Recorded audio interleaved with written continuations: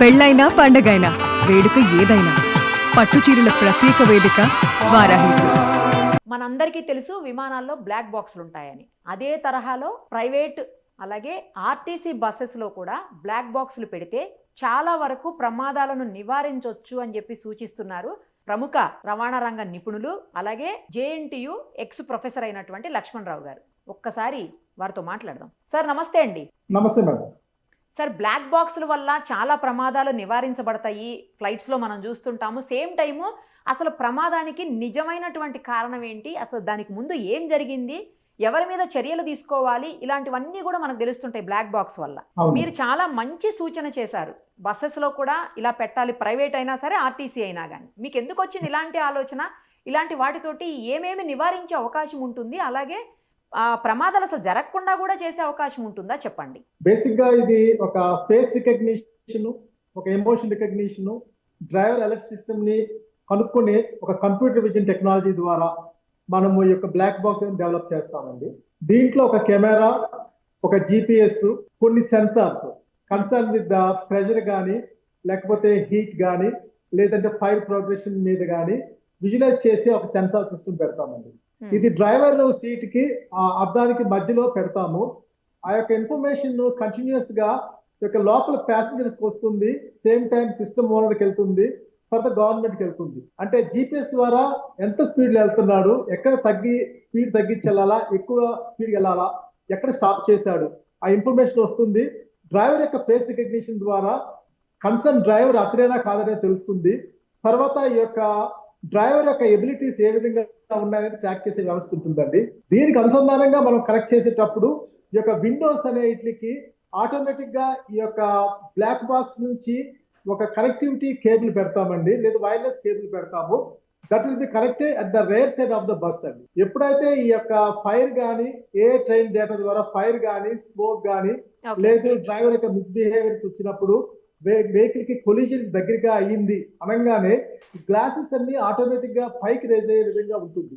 ఆ విధంగా యొక్క డ్రైవర్ యొక్క బిహేవియర్, ప్యాసింజర్ యొక్క ఫెసిలిటీ అనేది మనం బస్ కి ఇచ్చామంటే యాక్సిడెంట్ నుంచి బయటపడొచ్చండి.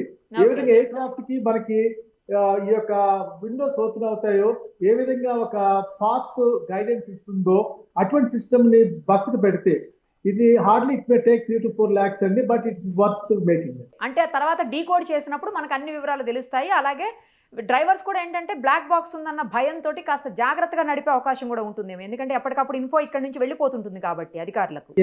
అంటే సైకలాజికల్ బిహేవియర్ మీద ఈ రోజున చాలా నీడ్ ఉందండి. ఇండియన్ మిక్స్డ్ ట్రాఫిక్ కండిషన్స్ కి how the psychological behaviour of the driver and పక్కన వెహికల్స్ యొక్క సైకలాజికల్ బిహేవియర్ ఏ విధంగా వెళ్తుంది, ఒక డ్రైవర్ బిహేవియర్ వల్ల ఫుట్ ప్రింట్ అనేది వెహికల్ మీద పడేటప్పుడు, ఇప్పుడు రీసెంట్ జరిగిన యాక్సిడెంట్ లో కూడా డ్రైవర్ బిహేవియర్స్ వల్ల జరిగిందండి. అది ఒక డ్రైవర్ ముందే పడిపోయాడా లేదా హిట్ అయి పడ్డాడా పక్కన పెడితే, ఇద్దరు డ్రైవర్స్ యొక్క మిస్బిహేవియరల్ సైకలాజికల్ డెఫిషియన్సీ వల్ల ఈ యాక్సిడెంట్ కి కన్వర్ట్ అయినట్టుగా మనం చూడొచ్చు.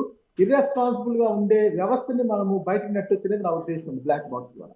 Correct sir. మీరు రవాణా రంగ నిపుణులుగా ఉన్నారు కాబట్టి అక్కడ వాళ్ళకి సజెస్ట్ చేశారా, అంటే డిపార్ట్మెంట్ వాళ్ళకి, ఆర్టీఏ వాళ్ళకి ఎవరికన్నా సజెస్ట్ చేశారా ఇలాంటిది చేయొచ్చు కదా అని, లేదా గవర్నమెంట్ కి కానీ ఎప్పుడన్నా సజెషన్స్ ఇచ్చారా? నేను గత గవర్నమెంట్ లో road safety cabinet sub committee member నండి. రోడ్ సేఫ్టీ పాలసీ మేకింగ్ అప్పుడు నేను కొన్ని ఇన్పుట్స్ ఇచ్చాను వాళ్ళకి. కాకపోతే మనకి ఎలా ఉంటుందంటే గవర్నమెంట్ సెక్టర్ లో ఆఫీసర్స్ కి కంప్లీట్ గా నాలెడ్జ్ ఉన్నట్టుగా వాళ్ళ బ్యూరోక్రటిక్ అడ్మినిస్ట్రేటివ్ సెటప్ లోనే వాళ్ళు తెలిసింది ఒక వేదంగా ముందుకెళ్తున్నారు. కానీ ఈ రోజున మనకి దేశానికి కావాల్సింది ఒక సైంటిఫిక్ బోర్డు, ఒక రీసెర్చ్ ని ప్రాక్టికల్ గా తీసుకెళ్లగలిగే బోర్డుని పెట్టుకోవాలండి. పెట్టుకుంటే ఇటువంటి ఖచ్చితంగా ఇంప్లిమెంట్ అవుతాయి. లేకపోతే మన వాయిస్ ఎంతవరకు అంటే సిచ్యువేషన్ జరిగినప్పుడు దాని యొక్క రీజన్స్ వరకు ఉపయోగపడుతుంది, కానీ ఇంప్లిమెంటేషన్కి వచ్చేటప్పటికి వాళ్ళు అంతగా ముందుకు తీసుకెళ్ళడం లేదు. అది రీజన్ మనకు తెలియదు. కానీ బట్ డెవలప్డ్ కంట్రీస్ లో మాత్రము సైంటిఫిక్ బోర్డుకి చాలా వాల్యూ ఉంది. మన దేశంలో కూడా సైంటిఫిక్ బోర్డుకి విలువ ఇచ్చి ఈ విలువలతో కూడిన కొన్ని రికమెండేషన్స్ ని ఖచ్చితంగా తీసుకుంటే మంచిదండి.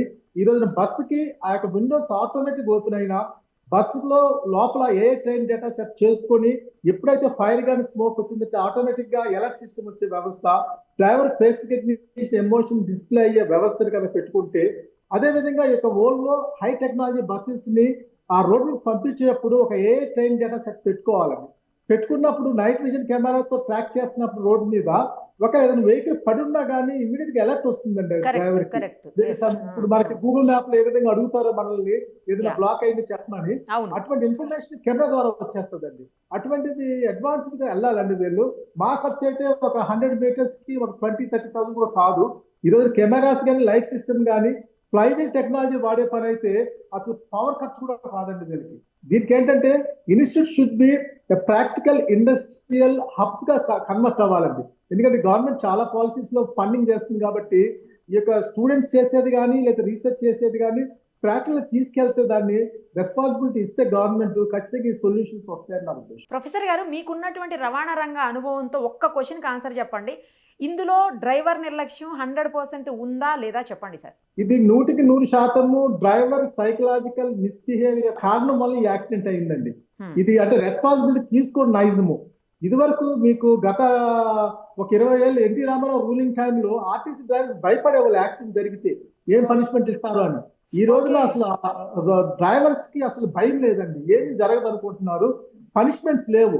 ఈ రోజున ప్లానర్స్ కానీ, ఇంజనీర్స్ కానీ, బ్యూరోక్రాట్స్ కానీ, పోలీస్ కానీ, లేదా ఆర్టీఏ వాళ్ళు కానీ, లేదంటే any person who is reason for occurrence of accident should be punished అండి. జాబ్ తీయాలా, నేను ఒకటే చెప్తా, ఈవెన్ పిహెచ్డి చేసే వాళ్ళకు డిస్క్వాలిఫై చేయమని చెప్తానండి. They are not proper in behaviour of extending the knowledge.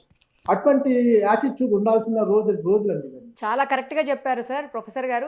మీరు చెప్పినట్లు బ్లాక్ బాక్సులను కనుక అరేంజ్ చేస్తే పెద్దగా కాస్ట్ కూడా కాదంటున్నారు కాబట్టి వాటి దిశగా ప్రభుత్వము అలాగే అధికారులు ఆలోచిస్తే బాగుంటుందేమో. Yes madam, that is correct question madam. ఇది రోడ్ సేఫ్టీ పాలసీని మాత్రము రెస్పాన్సిబుల్ రిలీజింగ్ ఫ్యాక్ట్స్ ముందుకు తీసుకెళ్లాలండి. అంటే దానివల్ల ఉపయోగపడాలా, అంటే గవర్నమెంట్ యొక్క స్టిక్ నెక్ అడ్మినిస్ట్రేషన్ కాదు కానీ ఇంత లైఫ్స్ పోతున్నాయి. అంటే 200 కోట్లు 300 కోట్లు నష్టపోయారు, ఎన్నో ఫ్యామిలీస్ నష్టపోయాయి. కాబట్టి ఖచ్చితంగా గవర్నమెంట్ ఈ సొల్యూషన్స్ తీసుకుని ముందుకెళ్లాలని నా ఉద్దేశం అండి.